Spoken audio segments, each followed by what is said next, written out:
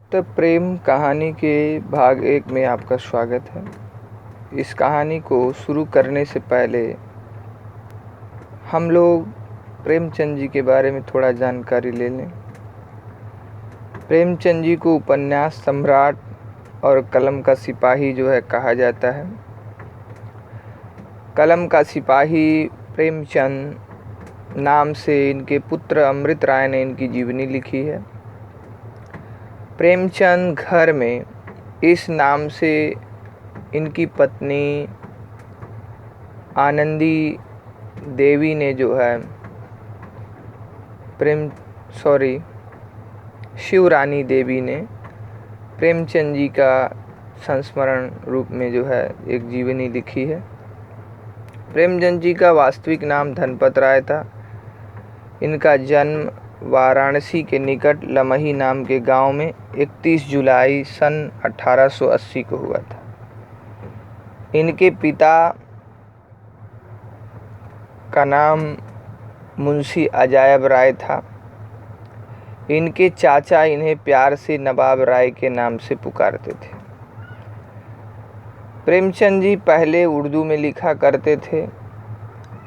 उर्दू में इनका पहला कहानी संग्रह 1907 ईस्वी में छपा, जिसका नाम था सोजे वतन। उस कहानी संग्रह में इन्होंने ब्रिटिश सरकार के खिलाफ बहुत कुछ लिखा था, जिसके कारण उस संग्रह को जब्त कर लिया गया। लेकिन प्रेमचंद जी नहीं माने और अपना लेखन इनको निरंतर जारी रखना था, इसलिए इन्होंने अपना नाम बदल लिया और प्रेमचंद के नाम से लिखने लगे। क्योंकि प्रेमचंद जी एक सरकारी नौकर थे, अध्यापक का काम करते थे। इससे पहले इनको इंस्पेक्टर ऑफ स्कूल की भी नौकरी मिली थी। तो जब ये सोजे वतन इनका संग्रह जब्त कर लिया गया था, तब ये इंस्पेक्टर थे स्कूल शिक्षा डिपार्टमेंट के। तो इस दौरान इनको नौकरी करनी थी और अपने संघर्ष को बचाना था। तो परिवार भी चलाना बड़ा मुश्किल था, क्योंकि प्रारंभिक जीवन ही इनका बहुत ही आर्थिक तंगी से गुजरा था। संयुक्त परिवार था, जॉइंट फैमिली जिसको कहते हैं, जिसमें बहुत सारी समस्याएं झेली। और जिसको भी अगर ये जानना हो, इंटरेस्ट हो, तो आप प्रेमचंद घर में आप गूगल पे सर्च करिए, आप उसको ज़रूर पढ़िए। बहुत अच्छा संस्मरण है, इनकी पत्नी शिवरानी देवी ने लिखा है। हम बात करें तो उस संग्रह के जब्त होने के बाद से प्रेमचंद जी ने नवाब राय नाम छोड़ करके प्रेमचंद के नाम से लिखने लगे। हालांकि नौकरी इनकी नवाब राय के नाम से थी। ये उपन्यासकार, कहानीकार और संपादक और निबंध लेखक भी थे। महाजनी सभ्यता नाम से इनका निबंध बहुत चर्चित निबंध है, जिसको इन्होंने महाजनी तहजीब के नाम से उर्दू में पहले लिखा था। उसको बाद में हिंदी नाम से महाजनी सभ्यता छपा। संपादक थे क्योंकि इन्होंने हंस पत्रिका का संपादन किया। बहुत मशहूर अपने समय की पत्रिका थी हंस। इसके अलावा आज पत्रिका का भी इन्होंने संपादन किया था। तो बहुत सारे पत्र पत्रिकाओं का इन्होंने संपादन किया था। और संपादक यानी एडिटर होता है। 8 अक्टूबर 1936 ईस्वी को प्रेमचंद जी का निधन हो गया। प्रेमचंद की प्रसिद्धि कहानीकार के रूप में अधिक है, लेकिन इनको उपन्यास सम्राट भी कहा जाता है, क्योंकि उपन्यास भी इन्होंने बहुत लिखे। तो पहले हम कहानी की बात करें तो सप्त सरोज, लाल फीता, प्रेम पचीसी, प्रेम प्रसून, प्रेम तीर्थ, पंच प्रसून, ये इनके कहानी संग्रह हैं। इनकी कहानियों का संग्रह मान सरोवर के नाम से आपको 3 भागों में मिलता है। इन्होंने कहा जाता है कि 300 से अधिक कहानियाँ लिखी। हिंदी साहित्य का इन्हें हम रविंद्रनाथ कह सकते हैं, क्योंकि हिंदी साहित्य में यही एक इकलौते साहित्यकार हैं जो भारतीय साहित्य में देखा जाए तो रविंद्रनाथ के मुकाबले खड़े होने की क्षमता इनमें है। हिंदी और बांग्ला का अगर तुलना किया जाए तो रविंद्रनाथ के समकक्ष प्रेमचंद जी ठहर पाते हैं कहानी के क्षेत्र में, और तो रविंद्रनाथ तो अतुल्य हैं। इनके जो है उपन्यास हैं उसमें है सेवा सदन, गबन, गोदान, कर्मभूमि, रंगभूमि, निर्मला, सेवा सदन, प्रेमाश्रम, कायाकल्प, ये इनके उपन्यास हैं प्रेमचंद जी के। ठीक है। इसके अलावा इन्होंने नाटक भी लिखा है जिसमें संग्राम है, करबला है, प्रेम की वेदी है। तो आज हम जो कहानी पढ़ने जा रहे हैं वो कहानी है पुत्र प्रेम। चलिए हम लोग उस कहानी पर ही बात करें, क्योंकि हमें तो कहानी ही पढ़ना है, लेकिन साहित्यकार के बारे में थोड़ी बहुत जानकारी आवश्यक होती है, क्योंकि कभी कभी छोटे प्रश्न जो है पूछ दिए जाते हैं। ठीक है, तो चलिए कहानी स्टार्ट करें। पुत्र प्रेम कहानी का संबंध ऐसे पिता से है जो कि बहुत ही कृपण है, कंजूस है, वो कुछ खर्चा नहीं करना चाहता है। हर एक खर्च करने में पाई पाई का हिसाब रखता है। ऐसे पिता की जो कहानी, अद्भुत कहानी है पिता से रिलेटेड, तो उसके पुत्र प्रेम को दर्शाते हुए प्रेमचंद जी ने जो कहानी लिखी आप उसको देखिए। आप लोग स्पेलिंग बहुत सही लिखिएगा, आप देख भी लीजिए। प्रेमचंद है, बहुत सारे बच्चे प्रेमचंद्र लिखते हैं। ठीक है, कहानी शुरू करें। बाबू चैतन्य दास ने अर्थशास्त्र खूब पढ़ा था, और केवल पढ़ा ही नहीं था, उसका यथा योग्य व्यवहार भी करते थे। देखिए यहाँ प्रिंटिंग गलत है, प्रिंटिंग में मिस्टेक है। व्यवहार, व्याहार जो लिखा है व्यवहार होगा, या पे आ की मात्रा ना हो करके या के बगल में वाह होगा। व्यवहार भी करते थे। वे वकील थे। 2-3 गांव में उनकी जमींदारी थी। बैंक में कुछ रुपए थे। यह सब उसे शास्त्र के ज्ञान का फल था, जो उनके पास इतना कुछ था।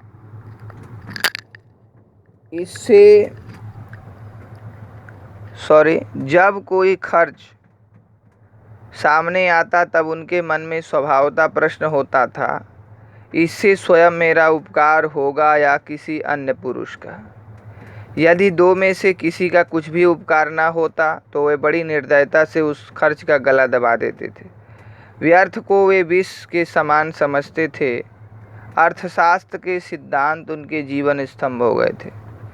अब समझ लीजिए, चैतन्य दास, बाबू चैतन्य दास, इन्होंने अर्थशास्त्र यानी इकोनॉमिक्स खूब पढ़ा है, और पढ़ा ही नहीं है, उसका यथा योग्य यानी जितना हो सकता था अपने जीवन में उसको अप्लाई करते थे। व्यवहार करना नहीं, उसको अप्लाई करना।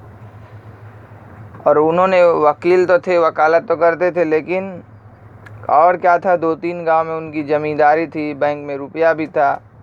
यह सब कहा जा रहा है उसी अर्थशास्त्र के ज्ञान का फल था, जो इकोनॉमिक्स का उनको नॉलेज था, इसी का फल था। उसके हिसाब से अपना वो कारोबार चलाते थे। जब भी कोई खर्च, प्रेमचंद जी कह रहे हैं, उनके सामने आता तो उसमें प्रश्न खड़ा करते थे कि इससे मेरा लाभ होगा, घाटा होगा, मेरा लाभ होगा या किसी और का। यदि उनको लगता कि इससे दोनों में से किसी का लाभ नहीं हो रहा है तो व्यर्थ के खर्चों से वह बचते थे। अर्थशास्त्र के सिद्धांत उनके जीवन स्तंभ हो गए थे, यानी उनका जीवन जो है इसी पर निर्भर था। द प्रिंसिपल ऑफ अर्थशास्त्र is the pillar of his life. ऐसा हम कह सकते हैं कि उनके जीवन का एक आधार स्तंभ था, खंबा था, जिसपे वो उनका जीवन टिका हुआ था। अब देखिए, बाबू साहब के 2 पुत्र थे। बड़े का नाम प्रभुदास था, छोटे का शिवदास। आप ध्यान दीजिए, बड़े लड़के का नाम प्रभुदास है, छोटे का नाम शिवदास है, बाबूजी का नाम चैतन्य दास है। दोनों कॉलेज में पढ़ते थे। उनमें केवल एक श्रेणी का अंतर था। दोनों ही चतुर होनहार युवक थे, किंतु प्रभुदास पर पिता का स्नेह अधिक था।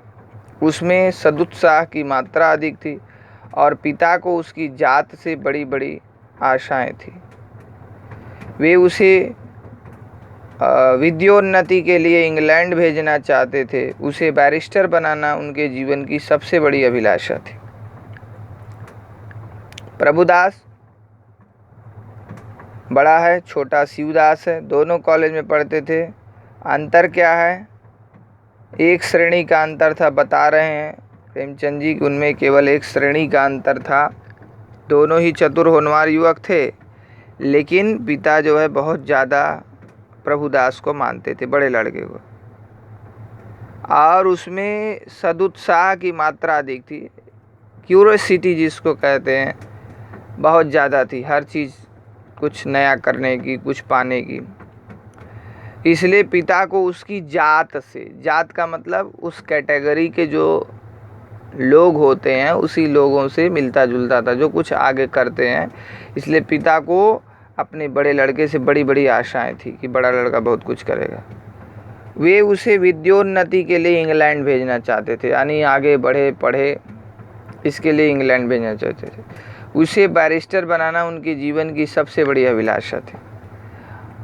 बाबू चैतन्य दास की ही नहीं, उस समय में अंग्रेजी शासन के दौरान जो कोई भी था, सबकी दिली इच्छा यही होती थी, सबके मन की यही अभिलाषा होती थी कि मेरा लड़का बैरिस्टर बन जाए, वकालत करे। क्योंकि उस ज़माने में मुकदमे बहुत होते थे, बहुत ज़्यादा मुकदमे चलते थे, और जो है वह जो है इस पर जो है आपका बहुत कमाई का जरिया था वकालत। इसलिए लोग उस ज़माने में यही वकालत करना चाहते थे। इसीलिए प्रायः सभी माँ बाप की यही अभिलाषा होती थी उनके बच्चे वकालत पढ़ें, वकालत करें। अगला पैराग्राफ देखें। किंतु कुछ ऐसा संयोग हुआ कि प्रभुदास को बीए की परीक्षा के बाद ज्वर आने लगा। बीए की उसने परीक्षा दी थी कि उसको बुखार आने लगा। डॉक्टरों की दवा होने लगी। 1 मास तक नित्य डॉक्टर साहब आते रहे, पर ज्वर में कमी ना हुई। 1 महीना डॉक्टर आए, लेकिन बुखार कम नहीं हुआ। ज्वर माने बुखार। दूसरे डॉक्टर का इलाज होने लगा, पर उससे भी कुछ लाभ ना हुआ। दूसरा डॉक्टर आ गया, फिर भी कुछ लाभ ना हुआ।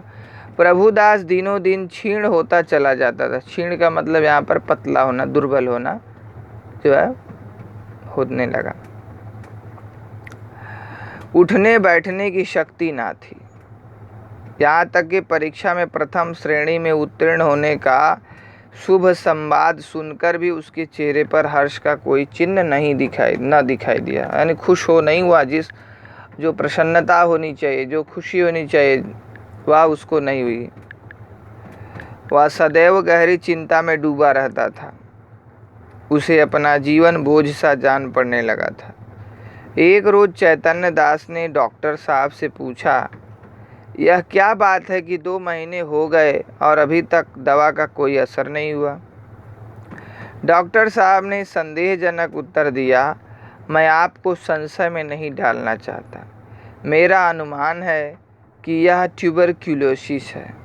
ट्यूबरक्यूलोसिस को आम भाषा में जो है टीबी कहा जाता है।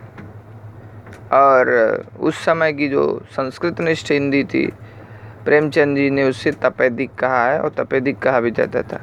चैतन्य दास ने व्यग्र होकर कहा, तपेदिक? डॉक्टर, जी हाँ, उसके सभी लक्षण दिखाई देते हैं। आगे देखें। चैतन्य दास ने अविश्वास भाव से कहा, मानो उन्हें कोई विस्मयकारी बात सुनी हो। तपेदिक हो गया? डॉक्टर ने खेद प्रकट करते हुए कहा, यह रोग बहुत ही गुप्त रीति से शरीर में प्रवेश करता है। गुप्त रीति यानी हम इसको नहीं समझ पाते, और ये शरीर में आ जाता है, सीक्रेट जिसको कहते हैं। चैतन्य दास, मेरे खानदान में तो यह रोग किसी को ना था। डॉक्टर, संभव है मित्रों से इसके जर्म यानी कीटाणु मिले हों। चैतन्य दास कई मिनट तक सोचने के बाद बोले, अब क्या करना चाहिए? डॉक्टर, दवा करते रहिए, अभी फेफड़ों तक असर नहीं हुआ है, इनके अच्छे होने की आशा है। चैतन्य दास, आपके विचार में कब तक दवा का असर होगा? डॉक्टर, निश्चय पूर्वक नहीं कह सकता, लेकिन 3-4 महीने में ये स्वस्थ हो जाएंगे। जाड़ों में इस रोग का जोर कम हो जाया करता है, ऐसा वो कह रहे हैं। चैतन्य दास, अच्छे हो जाने पर ये पढ़ने में परिश्रम कर सकेंगे? डॉक्टर, मानसिक परिश्रम के योग्य तो ये शायद ही हो सके। मानसिक परिश्रम यानी कोई भी कार्य करने से पहले इंसान को मेंटली जो है तैयार होना पड़ता। आप अगर मन से तैयार नहीं किसी काम को करने के लिए, तो आप उस काम को कभी भी नहीं कर सकते। चैतन्य दास किसी सेनेटोरियम पहाड़ी स्वास्थ्यालय में भेज दूं तो कैसा हो? डॉक्टर बहुत ही उत्तम। चैतन्य दास तब ये पूर्ण रीति से स्वस्थ हो जाएंगे? डॉक्टर हो सकते हैं, लेकिन इस रोग को दबा रखने के लिए इनका मानसिक परिश्रम से बचना ही अच्छा है। यानी इनको मेंटली जो है आप जो है ज़्यादा काम वर्क मत करिए, मेंटली वर्क। चैतन्य दास नैराश्य भाव से बोले। नैराश्य भाव यानी निराशा का भाव लेकर के, निराश से नैराश्य बनाए, ये विशेषण है, एडजेक्टिव। तब तो इनका जीवन ही नष्ट हो गया। ऐसा जो है चैतन्य दास निराश होकर के बोले। चैतन्य दास कौन है? प्रभुदास और शिवदास के पिता। गर्मी बीत गई, बरसात के दिन आए। प्रभुदास की दशा दिनों दिन बिगड़ती गई। वह पढ़े पढ़े बहुधा इस रोग पर की गई बड़े बड़े डॉक्टरों की व्याख्याएं पढ़ा करता था। बहुधा यानी अधिकांश। उनके अनुभवों से अपनी अवस्था की तुलना किया करता। पहले कुछ दिनों तक तो वह अस्थिरचित सा हो गया था। लगता था उसका दिमाग अस्थिर हो गया, कुछ करना नहीं, कोई हलचल नहीं थी। 2-4 दिन भी दशा संभलती रहती तो पुस्तकें देखने लगता और विलायत यात्रा की चर्चा करता। 2-4 दिन भी ज्वर का प्रकोप बढ़ जाता तो जीवन से निराश हो जाता। किंतु कई मास के पश्चात, यानी कई महीने बीत जाने के बाद, जब उसे विश्वास हो गया कि इस रोग से मुक्त होना कठिन है, तब उसने जीवन की भी चिंता छोड़ दी। पथ्य का विचार न करता, यानी क्या उसके लिए सही है क्या नहीं सही है, इसका जो है वह कोई भी जो है विचार नहीं करता था। पथ्य यानी जो हम लोग दवा खाते हैं उसके बारे में रहता है कि क्या भोजन ग्रहण करें क्या ना करें, ठीक है, दवा पोषक चीज़ जो होती है। घर वालों की निगाह बचाकर औषधियाँ ज़मीन पर गिरा देता। मित्रों के साथ बैठकर जी बहलाता। यदि कोई उससे स्वास्थ्य के विषय में कुछ पूछता तो चिढ़कर मुंह मोड़ लेता। ऐसा वह कर लेता था। स्वास्थ्य के विषय में हाल चाल उससे पूछता कि उसकी हेल्थ कैसी है, तो हम चिढ़ करके मुंह मोड़ लेता। एक कहें तो एक तरह से वह मन ही मन जो है चिड़चिड़ा हो गया था। उसके भाव में एक शांतिमयी उदासीनता आ गई थी और बातों में एक दार्शनिक मर्मज्ञता पाई जाती थी। शांतिमयी उदासीनता, साधु सन्यासियों की जो विरक्ति होती है वैसा भाव उसके यहाँ दिखाई देता था। और इसीलिए प्रेमचंद जी ने कहा कि उसके बातों में दार्शनिक मर्मज्ञता आ गई थी। बहुत सोच समझ करके बात कहता था। वह लोक रीति और सामाजिक प्रथाओं पर बड़ी निर्भीकता से आलोचनाएं किया करता। जो लोक रीति है, समाज की रीति है, समाज में जो प्रथाएं हैं, जो कुप्रथाएं हैं, उन पर आलोचना करता था, उन पर जो है उनको क्रिटिसाइज करता था। यद्यपि बाबू चैतन्य दास के मन में रह कर शंका उठा करती थी कि जब परिणाम विदित ही है तब इस प्रकार धन का अपव्यय करने से क्या लाभ, तथापि वे कुछ तो पुत्र प्रेम और कुछ लोक मत के भय से धैर्य के साथ दवा दर्पण करते जाते थे। बाबू चैतन्य दास को यह रिजल्ट मालूम हो गया था कि मेरे बेटे का तो बहुत असंभव है ठीक होना। तो उनको मन में बार बार विचार आता, शंका उठती कि धन का जो अपव्यय कर रहे हैं, अपव्यय करना यानी सही ढंग से धन को खर्चा ना करना, व्यय करना यानी अच्छे खर्च करना, अपव्यय यानी धन का दुरुपयोग करना, इससे क्या लाभ है। तथापि यानी पर फिर भी वे कुछ तो पुत्र प्रेम था कि मेरा बेटा है, और कुछ लोकमत था। लोकमत यानी समाज की विचारधारा से, समाज की जो सोच होती है उसके डर से, उसके भय से धैर्य के साथ दवा दर्पण करते जाते थे। धैर्य यानी धीरज के साथ, विथ पेशेंस जो है उसकी दवा दर्पण जो है करते जाते थे कि शायद ही मेरा बेटा जो है ठीक हो जाए। आगे देखें, जाड़े का मौसम था। चैतन्य दास पुत्र के सिरहाने बैठे हुए डॉक्टर साहब की ओर प्रश्नात्मक दृष्टि से देख रहे थे। चैतन्य दास सिरहाने बैठे थे, आप सिरहाने समझते हैं सिर की तरफ, और डॉक्टर साहब को जो है प्रश्नात्मक दृष्टि से यानी कुछ जो है क्वेश्चन मोड में जो है डॉक्टर को देख रहे थे। जब डॉक्टर साहब टेम्परेचर लेकर यानी थर्मामीटर से टेम्परेचर मापते हैं, थर्मामीटर लगाकर कुर्सी पर बैठे, तब चैतन्य दास ने पूछा, अब तो जाड़ा आ गया, आपको कुछ अंतर मालूम होता है? डॉक्टर, बिल्कुल नहीं, बल्कि रोग और भी दुस्साध्य होता जाता है। दुस्साध्य यानी जिसको साधना, जिसका इलाज कर पाना जो है बहुत असंभव लग रहा है, लाइलाज जिसको कहें, ऐसा हो गया। चैतन्य दास ने लाइलाज यानी जिसका इलाज ना हो, ला जो है उर्दू अरबी का जो है उपसर्ग है, आप जानते हैं प्रीफिक्स होता है, जिसको ला लगाने से बहुत अलग ही अर्थ निकलता है। ला वारिश, जिसका वारिश ना हो, ला इलाज जिसका इलाज ना हो। चैतन्य दास ने कठोर स्वर में पूछा, तब आप लोग क्यों मुझे इस भ्रम में डाले हुए थे कि जाड़े में अच्छे हो जाएंगे? इस प्रकार दूसरों की सरलता का उपयोग करना अपना मतलब साधने का साधन तो हो, इससे सज्जनता कदापि नहीं कर सकते। अपना मतलब साधन है, डॉक्टर पर जो है गुस्सा रहे हैं कि आप तो अपना मतलब साध रहे हैं, आप अपनी फीस ले रहे हैं, दवा के नाम पे हमें लूट रहे हैं, ऐसा कहना चाहते हैं, लेकिन ये आपकी सज्जनता नहीं है, ये आपकी अच्छाई नहीं है।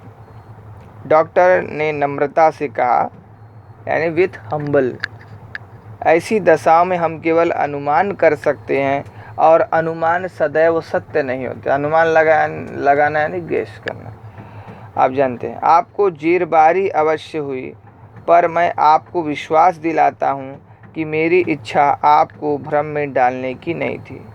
आपको जीरबारी अवश्य हुई यानी आप मेरे झांसे में पड़े रहे, आप एक जो है जेरबारी यानी आपको जो है एक ख़राब ढंग से आशा जो है बनी रही। इसके लिए कह रहे हैं कि मैं आपको विश्वास दिलाता हूँ कि मेरी इच्छा आपको भ्रम में डालने की नहीं थी। ठीक है, आज हम इतना ही करें, नहीं तो चलिए आगे इस पेज को ख़त्म ही कर दें। शिवदास बड़े दिन की छुट्टियों में आया हुआ था। इसी समय वह कमरे में आ गया और डॉक्टर साहब से बोला, शिवदास यानी प्रभुदास का छोटा भाई, आप पिताजी की कठिनाइयों का स्वयं अनुमान कर सकते हैं। अगर उनकी बात नागवार लगी हो तो उन्हें क्षमा कीजिए। नागवार यानी अच्छी ना लगी हो तो आप जो है उनको क्षमा कर दीजिएगा। चैतन्य दास ने छोटे पुत्र की ओर वात्सल्य की दृष्टि से देखकर कहा, तुम्हें यहाँ आने की क्या ज़रूरत थी? मैं तुमसे कितनी बार कह चुका हूँ कि यहाँ मत आया करो, लेकिन तुमको सब्र ही नहीं होता। सब्र होना यानी संतोष होना, जो है वही कह रहे हैं कि तुमको संतोष नहीं होता, तुम यहाँ चले आते हो। तो आज तक के लिए इतना ही, फिर हम लोग अगले वीडियो में मिलेंगे, तब तक के लिए धन्यवाद।